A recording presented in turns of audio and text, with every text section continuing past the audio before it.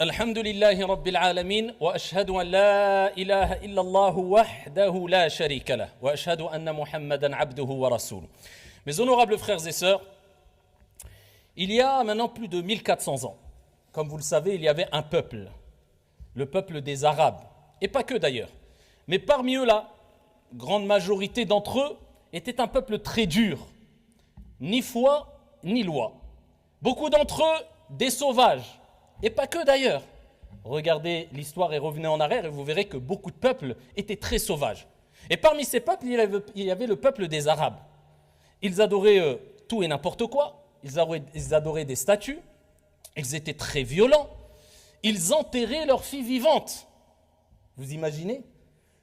Je ne sais pas si dans l'histoire il y avait des peuples aussi durs. En tout cas, ils faisaient partie des peuples les plus durs.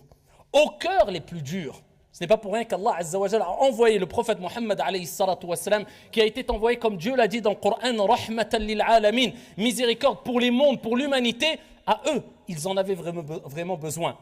Ils buvaient, ils frappaient, ils violentaient, ils versaient le sang. C'était des sauvages pour un grand nombre d'entre eux. Pas tous, bien sûr.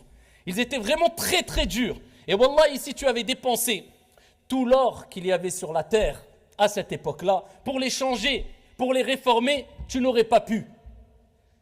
Mais il y a une parole qui les a transformés, qui les a propulsés des ténèbres à la lumière. Une parole qui leur a donné un cadre et qui a fait d'eux kuntum khayra ummatin ukhrijat linnas. Vous êtes la meilleure communauté suscitée pour les gens.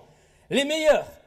Il y a une parole qui a complètement bouleversé leur vision et leur façon de voir les choses et a changé complètement leur comportement. Une parole qui, lorsqu'elle a été comprise, lorsqu'elle a été saisie comme il se doit, et lorsqu'elle a été appliquée, eh bien, a tout changé, a fait d'eux les meilleurs. Et cette parole n'est autre que La ilaha illallah. Comment une parole, billahi alaykum, a réussi à faire cela bi'idhnillahi tabaraka wa ta'ala à travers les prophètes et les envoyés? Dites-moi comment. Eh bien tout simplement parce qu'Allah Jalla wa Ala a mis ce qu'il y a de meilleur, ce qu'il y a de plus grandiose, ce que tu ne trouveras pas ailleurs dans cette parole. Il y a des secrets, il y a des trésors. Et si tu arrives à saisir ces trésors et ces secrets qui se trouvent dans cette parole La ilaha illallah, qui n'est pas simplement une parole qu'on prononce comme ça vainement, ou alors un titre dans une khutbah ou dans une conférence pour se donner bonne conscience et dire aux gens, vous avez vu, moi je parle du tawhid, masha'Allah, parce que certains n'ont presque rien compris du tawhid quand ils pensent que parler du tawhid et de La ilaha illallah, c'est simplement de mentionner le mot tawhid. Non, c'est bien plus profond que cela. At-tawhid, c'est un mode de vie.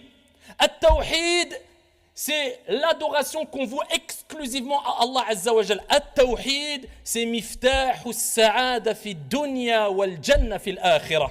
C'est la clé du bonheur ici-bas et du paradis dans le delà. At-tawhid, c'est le sujet le plus important. C'est le sujet primordial. C'est le sujet que si tu n'as pas compris ce sujet ou si tu n'as pas saisi ce sujet-là comme il se doit, ne te fatigue pas à faire la prière, ne te fatigue pas à jeûner, ne te fatigue pas à aller au pèlerinage, ne te fatigue pas à faire des du'as. Ne te fatigue pas parce que tout est basé sur at-tawhid. Et pourquoi pas? Alors qu'Allah dit dans le Coran, Inna Allah la yaghfiru an yushraka bih. Alhamdulillah. Inna Allah la yaghfiru an yushraka bih.